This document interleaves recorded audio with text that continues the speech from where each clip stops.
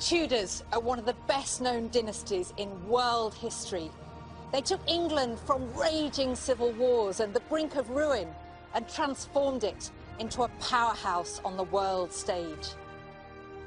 From their romances to their health, the fate of the country was closely linked to their personal lives. We've seen how Henry VII loved and lost, and how the untimely death of a young prince created one of the most notorious kings in history. But what really went on behind the closed doors of their palaces? In this episode, we look at the life of King Henry VIII, his gargantuan appetite for food, sport and women, his endless quest for an heir, and of course, the horrific leg injury that plagued most of his adult life. Welcome to the private lives of the Tudors. Make way! Make way! The king! The king! Come on!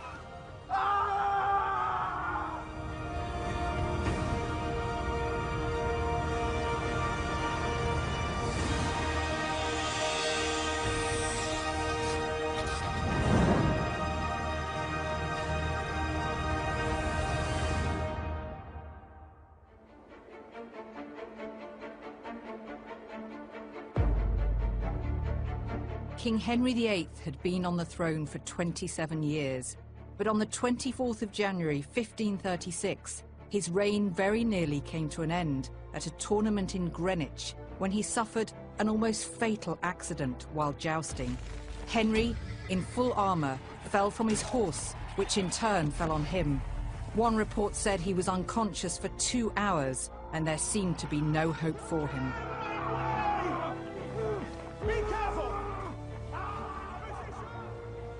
But true to form, Henry did regain consciousness. The Henry that emerged, though, was very different from the Henry before the accident. Contemporary accounts recorded a marked change in his personality.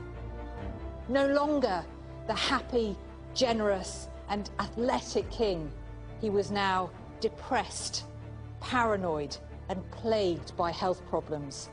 This was the beginning of Henry the Tyrant.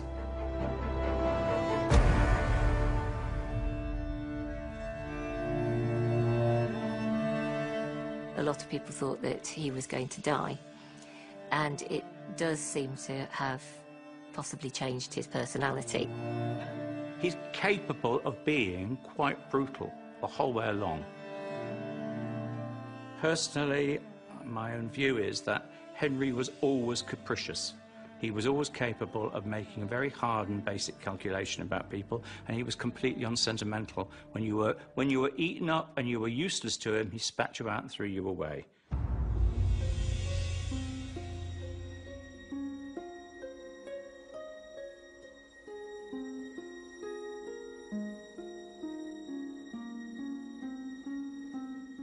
Henry had always been a fit and handsome man, renowned for his fine calf muscles and his pretty rounded face.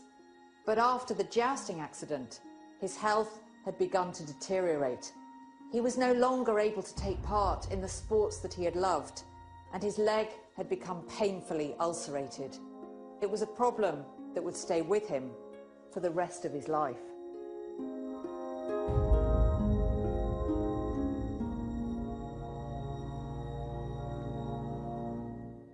There's no question that the accident in 1536 opens up an old wound and it causes a second injury on the other leg.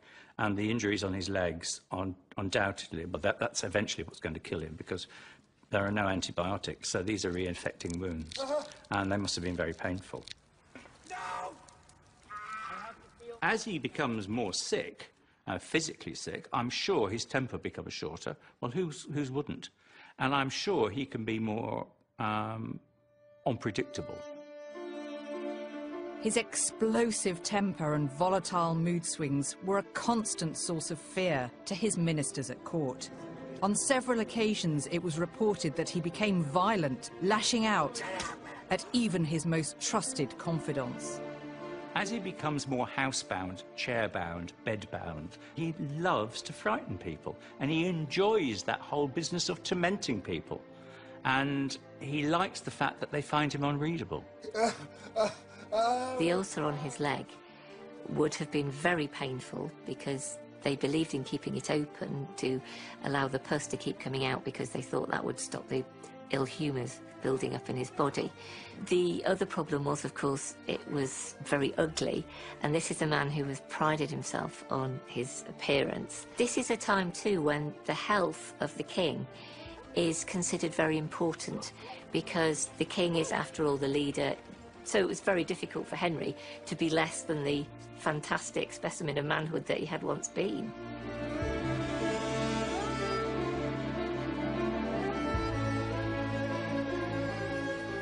Ill-tempered and racked with constant pain, Henry had to be regularly attended by his personal medical team.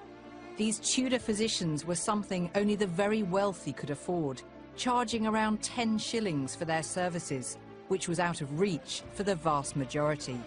But despite their large fees, they were still limited in terms of their medical expertise. Most of what they knew had been based on ancient writings from the likes of Aristotle and Hippocrates, or old wives' tales that had been handed down through generations. Tudor medicine was based on the idea of the four humours, so basically hot, cold, wet and dry. The idea was that those four elements should be in perfect balance in your body, and when they got out of balance, you got ill. If your doctor considered that the reason for your illness was that you were too hot and dry, he would prescribe things that would make you colder and wetter. He might well prescribe you all sorts of changes to your diet. So, for example, young animals were considered to be hotter than older ones, so you might be told to eat meat from young animals rather than older ones, which would sound rather strange to us today, but from the way they thought, it was perfectly sensible. Astrology and horoscopes also played a big part in determining Henry's health and how he should be treated.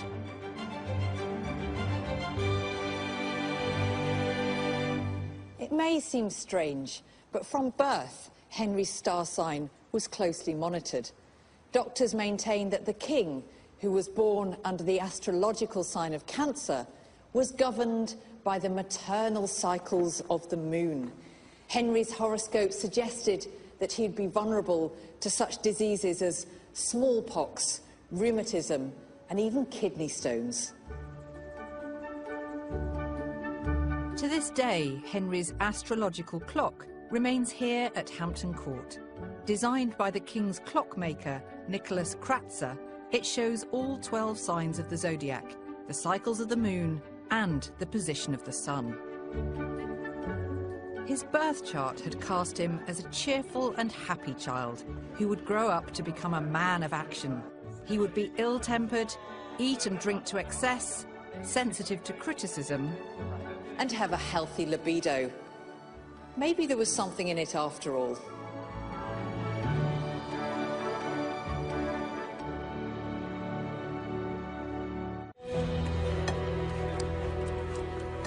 But there was one thing above all others that continued to worsen Henry's ailments: his love of excessive eating.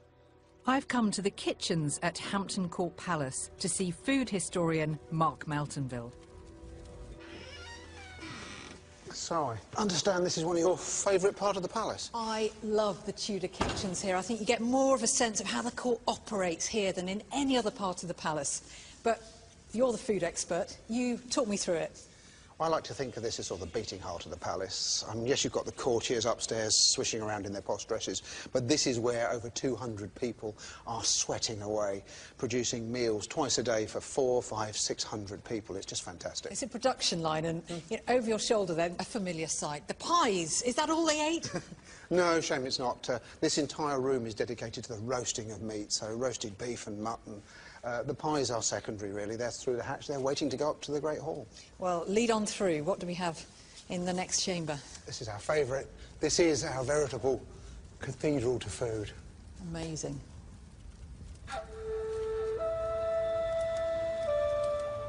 During Henry's reign, the royal court was constantly increasing in size, which meant that there were a lot of mouths to feed. So in 1529, he had the palace kitchens extended to meet the demands of his hungry courtiers. At its height, the Great Kitchen comprised 55 rooms, spanning over 3,000 square feet, where its 200-strong staff were tasked with serving 600 meals twice a day.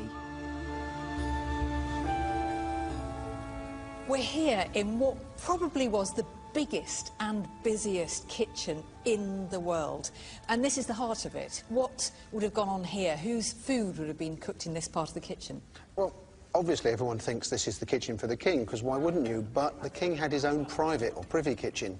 His meals were served to him and his inner circle and cooked in a much smaller space. What we're sat in is basically the works canteen, but it's so much more than that. They must have got through a gargantuan quantity of food every single day. Yep, on time, no excuses. This is like a modern hotel. Everything works like clockwork. One of the myths about Henry VIII is that he was very uncouth when dining. You know, there was the throwing of the chicken legs and it was all a bit raucous, but it wasn't really like that at all, was it? No, we don't think so, because we have a couple of cookbooks, but we have even more manners books survived from that period. So we know how you were supposed to dine politely, and someone like Henry VIII, he's going to be trained from birth to behave properly, to behave like a king. And the one thing they didn't like was the idea of you eating like an animal. We're not animals, we are man, and you don't chew on bones. What would have been a typical meal? Would it have been 3 courses? Did he choose from different dishes? Here it gets complicated, because the answer's yes, but when we think of a course, we think of a plate of food. So if I say 3 courses for you for dinner, you're thinking of 3 separate things. A course in Tudor times, in fact through most of British history, is a buffet, a small buffet for you, me and 2 others, referred to as a mess. So we'd sit here and a selection of food is brought before us, and that's showing the wealth of your host. Well, it was tailor-made for fussy eaters, wasn't it, really? If you didn't like one dish, you could just choose another one. That's the point. No one leaves a royal table dissatisfied. Roasted meats were available at almost every meal at court. Most people of the time, if they were lucky enough, would have eaten preserved meat. But fresh meat year-round was a sign of wealth and opulence. Roasting was hugely expensive, not just for the cost of the fuel, but because you had to pay someone called a spit boy to constantly attend it. There is no meal without the roasted meat, and within the roasting kitchens there are 6 fires like this. 4 spits on each. We reckon at least 100 pounds of meat needed on every fireplace just to get the whole court fed. We've only got 2 pieces on here because this is just choice for you. And what do we have here? What's the meat? I've got the 2 most common meats roasted here, because everyone expects a deer or a boar. Yes, they oat those, but every day there is fine roast beef, the best of England, and fine roast mutton. And there is quite a lot of skill involved, isn't there, Robert? It looks like a fairly monotonous job, certainly a very hot job. But how skilled were these spit turners? You do have to keep your wits about you. You have to examine the meat, make sure it's not overdone. It is not the most job with most variety, but it's an important job, because this is a really extravagant way of cooking, probably the most extravagant way of cooking ever invented. Ridiculous, you're burning a ton of seasoned oak per fire per day. Outrageous. So all of this is making me pretty hungry. Do I get to try some of this meat? You do, and in true Tudor fashion, we can't tell you what to have. You get to choose between a fine piece of English beef or the slightly more rare mutton. I think I'm going for the rare mutton. That sounds delicious, thank you. Good choice. I'll just let Robert come to a halt. Thank you very much. And cut some of this off.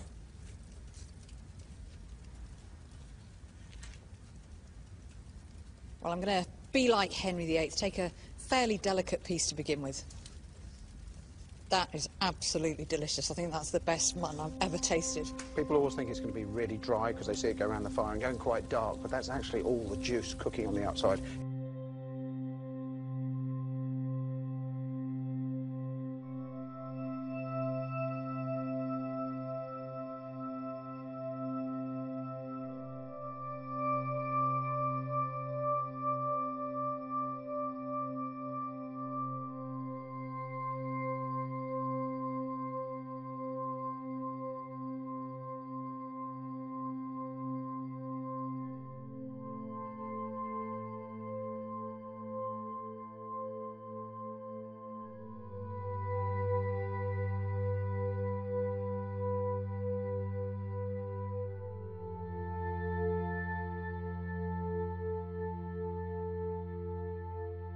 times was incredibly expensive, and that made it all the more impressive when Henry marked festivals and special occasions by ordering the construction of lavish wine fountains, like the one on display here at Hampton Court.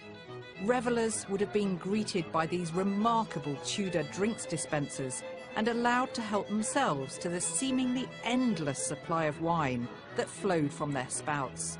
He certainly knew how to throw a party.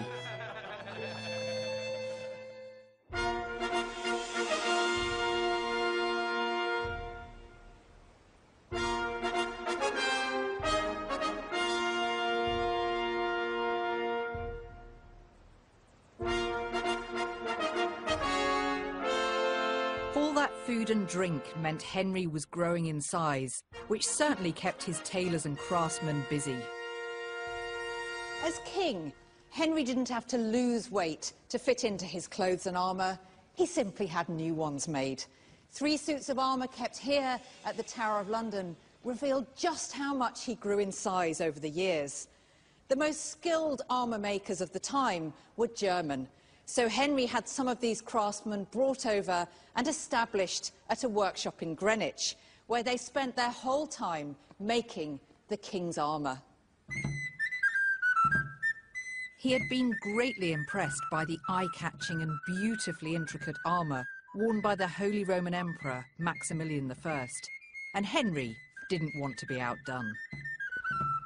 When Henry came to the throne, he wasn't that impressed with the armouries of England. There were very few of them. There was definitely one in London, but it wasn't making armour of the quality he wanted. So he imported armourers from where we would now call Germany and the Low Countries, and he formed what still is the Royal Armouries. And they were there specifically to make high-quality armour for the king.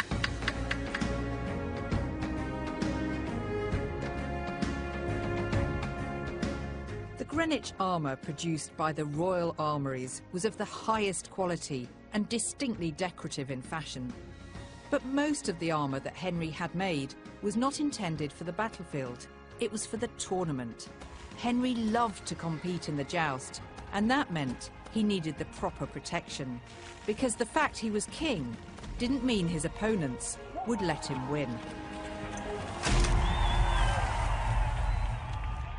You can't cheat with jousting. Nobody going up against Henry was letting him win. They were giving as good as they got. It's like a big game of chicken. There's no defensive moves in jousting. You simply sit there and say, hit me, because I'm going to hit you. How does that feel, Your Majesty? Are you able to move properly? And, Yes, it would have been a real thing to go and see the king jousting. Don't forget, this is not a sport for the faint-hearted. This is dangerous, this is brutal. The king could and was injured on several occasions when he was jousting. From a young and healthy prince to a dangerously overweight, middle-aged king, Henry's armour gives us an almost completely accurate account of his growing size. Well, we're quite lucky in the fact that we've got quite a lot of Henry's armour left, almost from when he's a teenager right up until his later years, the last armours he wore when he invaded France. What you could do, in fact, is you could put plaster into that armour, pour plaster in, and you'd have a very good record of how his body changes over the years. He's young and fit, and then obviously he becomes older and fatter as he exercises less and eats more. So you'd actually be able to see from those casts you could take of the inside of the armours how his girth grows. As Henry's size and weight started to increase, so too did his number of illnesses. But despite best efforts, Henry continued to suffer. He regularly underwent a wide variety of treatments, both conventional and experimental.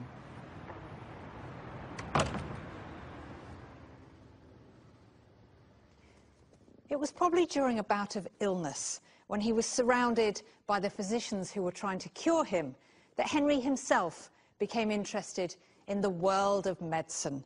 He granted a royal charter to establish the Worshipful Company of Barber Surgeons, shown in this painting by Hans Holbein, which still hangs here in the Great Hall today.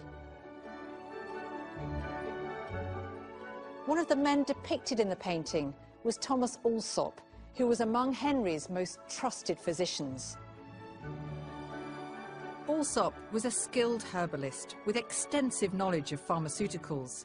As such, the king granted him permission to gather what he needed to make his medicines from the royal herb gardens, like the one here at the Worshipful Company of Barbers. Dr. Tim Cutler is honorary curator of their Tudor Physic Herb Garden. There's been a garden on this site since about 1450. Is that old? So the original hall had a garden, and we have records of the beadle buying plants for it. With the same sorts of plants? Yes, probably a few more added, but we particularly commemorate John Gerard, who was master of our company in 1607.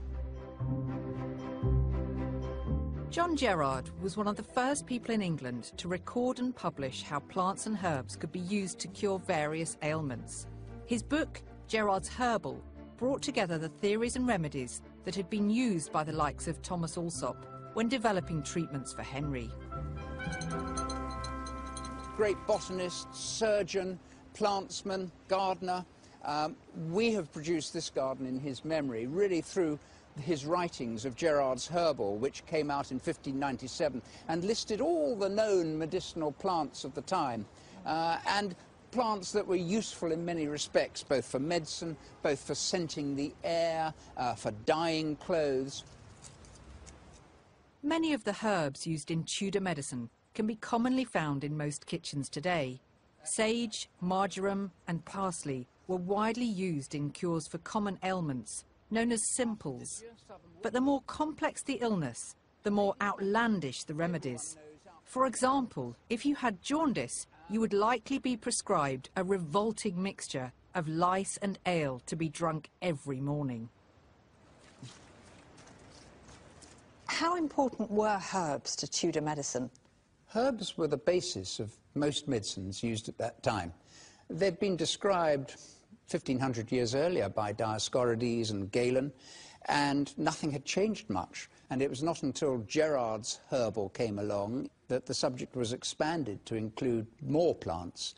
But they were using the same herbs as had been used for generations.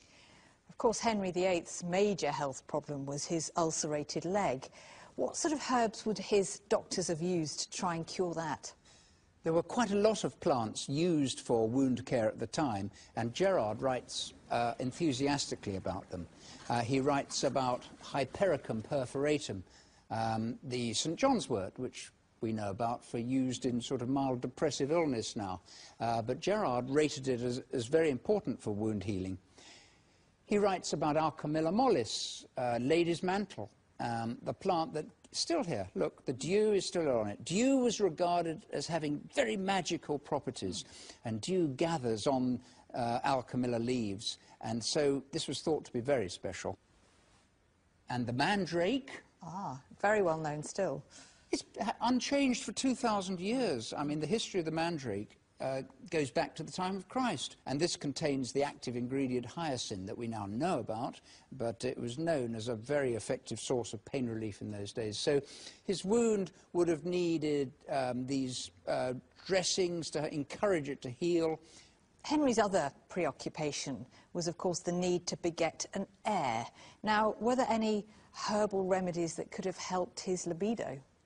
Well, he might have tried the candid roots of sea holly, eryngium.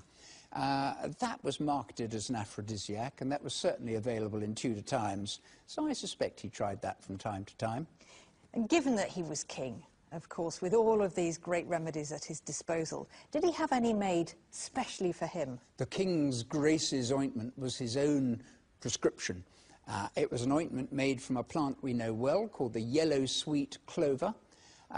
If you pound it up, you get a nice, soft, mushy mix that produces a very soothing ointment, and it is written up in Henry's papers that it was used to cool the inflamed parts of his anatomy. We can leave it to your imagination as to which bits he needed to put it on, but there it was his own ointment. That's a fascinating insight into Henry's personal life.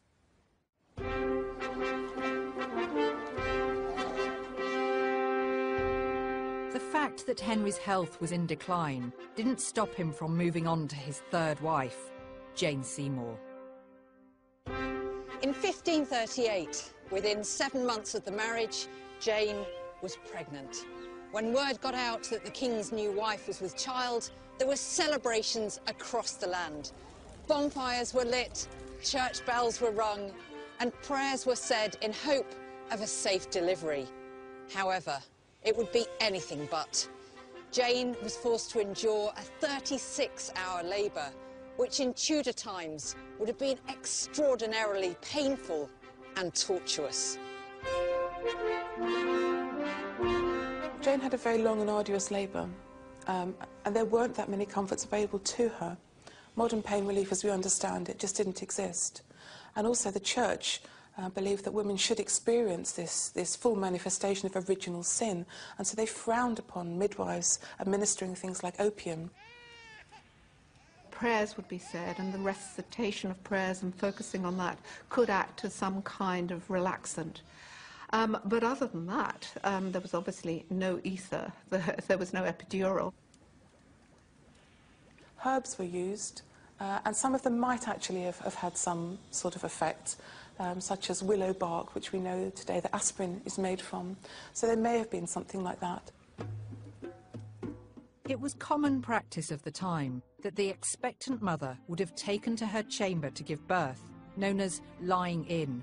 She would have been shut off from public gaze and surrounded only by her female attendants, usually close friends known as godsips or gossips. The labour would almost always have been supervised by a midwife, and men were strictly forbidden from entering the room. Jane Seymour's confinement and delivery was different because for the first time Henry invited men into the chamber. They were present during the time of delivery and afterwards, and we know this from a letter that survives that they all put their name to, including Henry's own physician, Sir William Butts. This is quite interesting in terms of a departure from tradition because it indicates Henry was very concerned about Jane's delivery and also about the survival of this child. It's as if he knew that this child was his last chance and he didn't want to take any risks with it, and so he threw all his available resources at it. Henry may have had good intentions, but it was a decision that would have fatal consequences. Men, though, did have a more detached knowledge. They didn't have hands-on experience. That was a very female thing. And also there's a status problem with men actually touching the Queen's body. So men were probably standing back and observing while the women actually did the business of delivering the child and then bringing some of their academic knowledge to bear after the event.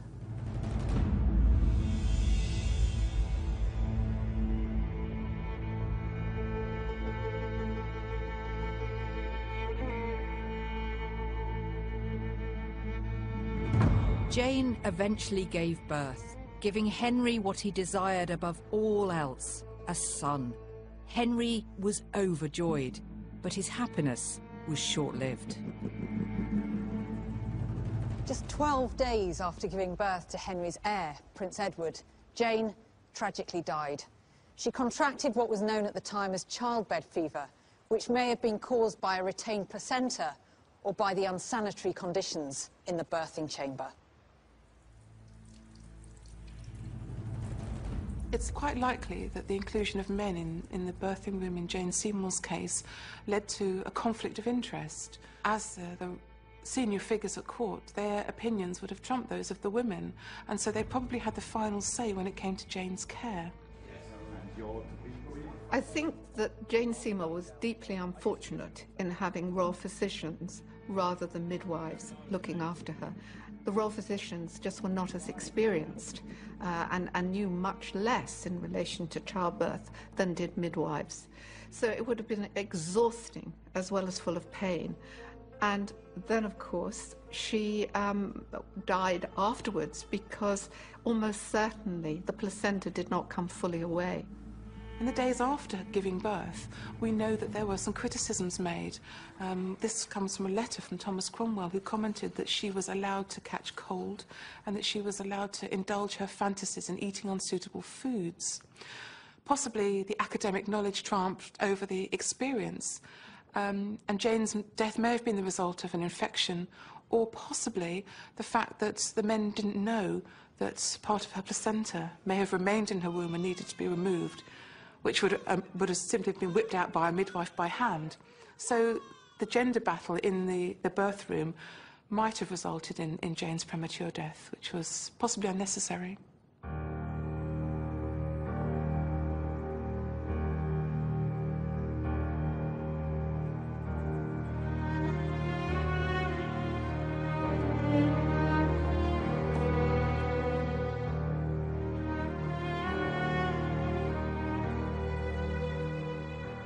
Henry was devastated at the loss of his wife. Writing of her death, he stated, "Providence has mingled my joy with the bitterness of the death of her who brought me happiness." Henry would not remarry for more than 2 years. It would be the longest period that he'd be without a wife throughout the whole course of his reign. Henry was delighted to have a son at long last, probably anxious about whether or not the son would live. And he seems to have been distraught by the death of Jane Seymour. She had delivered the child he had so much wanted. He hadn't been married to her very long, so she hadn't alienated him as Anne Boleyn had done. And he withdrew, rather as his father had at the time of the death of Elizabeth of York, from public view and mourned in private. Henry was clearly grieved by Jane's death. A letter he wrote on that day said that she'd both given him this ultimate joy and ultimate grief in the fact that she had passed away at the time. However, Henry was fairly pragmatic, and although he went through the period of mourning, and he didn't marry again for a couple of years, he didn't stop looking at other women, and marriage negotiations were already taking place within months of Jane's death. So although he did mourn her on a personal level, he still knew he had a duty as a king to take on another queen and possibly try and father even more children.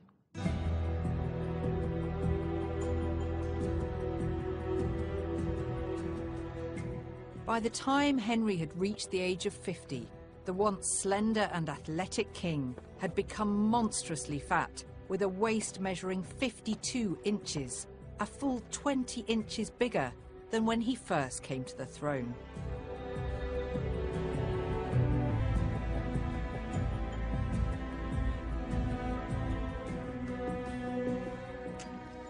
It was said that 3 of the biggest men at court could fit inside the king's doublet. He was so fat that he had to be winched onto his horse, and a special device had to be built to get him up and down stairs. Partly it was due to his lack of exercise, but mainly it was the rich and plentiful food that was constantly on offer here at the palace.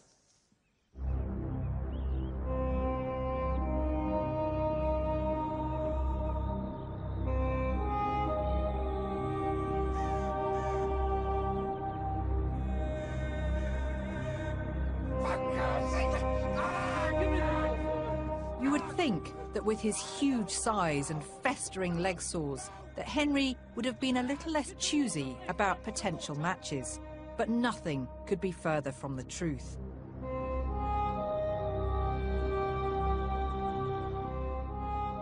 Arrangements are made for him to remarry, and it is suggested he chooses the daughter of an influential German duke, Anne of Cleves. The artist Hans Holbein is dispatched to paint her portrait. He is told to capture her true likeness and not to flatter her. Upon seeing the painting, Henry immediately agrees to the marriage. But when he meets Anne in the flesh, he is utterly revolted. Not only is she ugly with very little resemblance to her portrait, but she's also said to have evil airs about her. But the contract has been signed. Henry has no choice but to go ahead and marry her. Henry made no secret of the fact that he did not find Anne pleasing to the eye. So what was it that he was looking for? What did Tudor men consider attractive? The Renaissance ideal of beauty was that a woman should be well-proportioned and graceful and be not too much of one thing and too much of another. So she shouldn't be too tall, she shouldn't be too short. Everything was in moderation. It showed harmony, which was the ideal. Your figure needed to be certainly not skinny, because in Tudor times that suggested you were poor or possibly ill, and the big thing you wanted was for your future wife to be healthy. Certainly you wanted lots of babies if you were an aristocrat, and lower down the social scale your wife had to be healthy because she was going to have to work really hard, carrying around pails of water and all that. No good being a weakling. So they were looking for someone with clear skin, with good teeth. They were talking about particularly the smell of a woman. They didn't want a woman who smelt of spices, but a woman who smelt sweet. And that might give an indication that she wasn't suffering from any rotten teeth or sores or anything unpleasant like that. They were also looking for a woman who was well-made and who was clearly built for giving birth to children. So they wanted a fairly round hourglass figure, someone who would be able to bear a child healthily and go through the rigours of childbirth.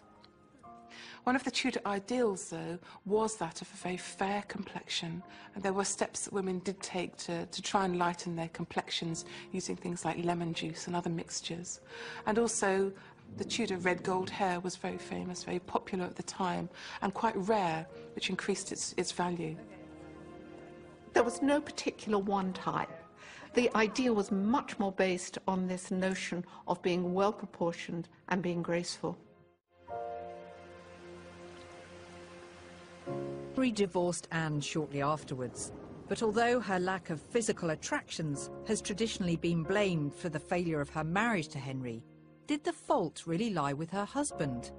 There is evidence that Henry was impotent by the time he married her. This is corroborated by the story of his next marriage. His fifth wife, Catherine Howard, was just a teenager when she married Henry, who was more than 30 years her senior. Although he couldn't keep his hands off her in public, in private, Henry failed to fulfil his husbandly duty. By 1541, and within just a few months of their marriage, Henry's health took another turn. His leg ulcer had become infected, and there was serious concern that the king might not pull through. Andrew Board, a physician who examined Henry at the time, described him as hugely obese and having enlarged arteries, with pale and sweaty skin. Aware that he was not looking his best, Henry would refuse to see his wife for weeks on end. It wasn't long before Catherine started to seek sexual gratification elsewhere, and she soon found it in the shape of Thomas Culpeper, one of the king's closest servants. But nothing remained a secret at court for long, and when the affair was discovered, Catherine went straight to the block.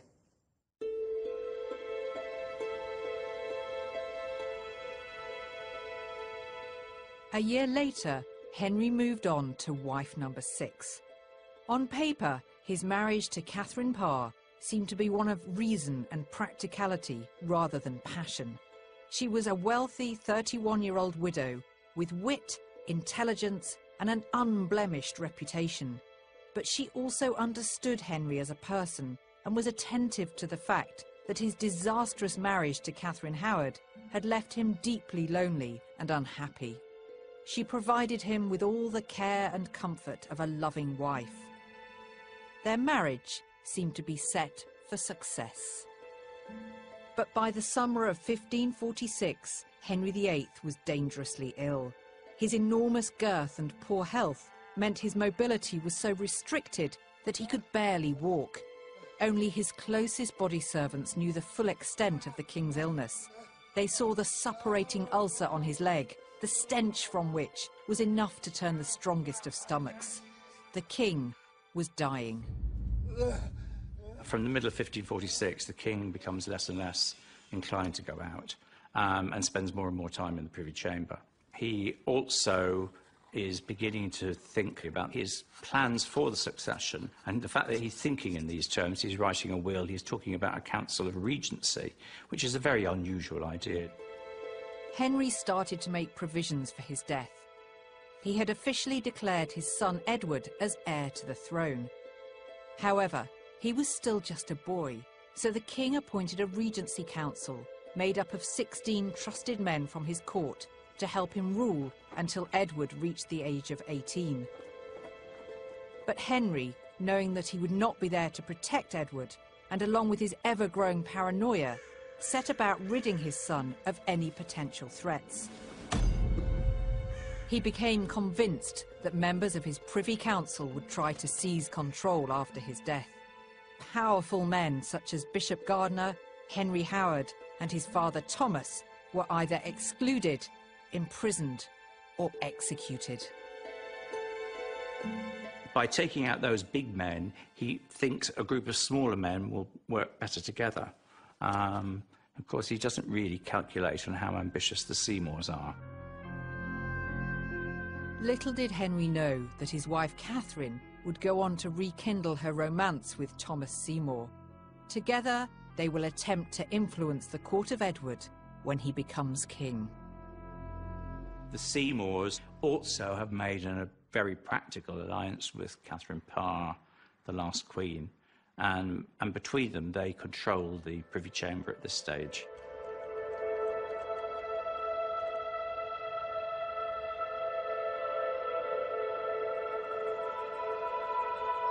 At the beginning of 1547, Henry moved to Whitehall Palace and retired to his private apartments, away from the prying eyes of the court. There, on the 28th of January, on what would have been his father's 90th birthday, he breathed his last. He had spent his last days bedbound, his doctors unable to tell him he was dying, as predicting the king's death was an act of treason.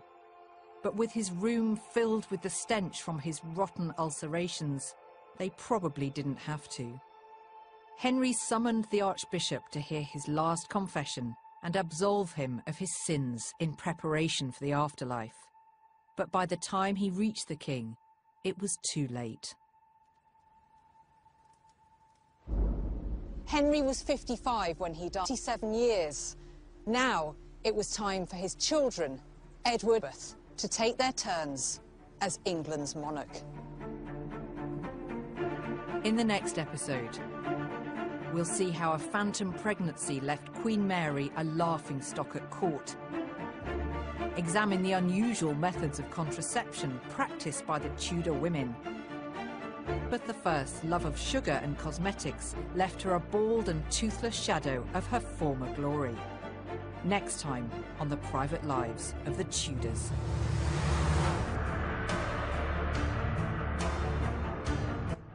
If you missed the first episode of The Private Lives... In the same boat together.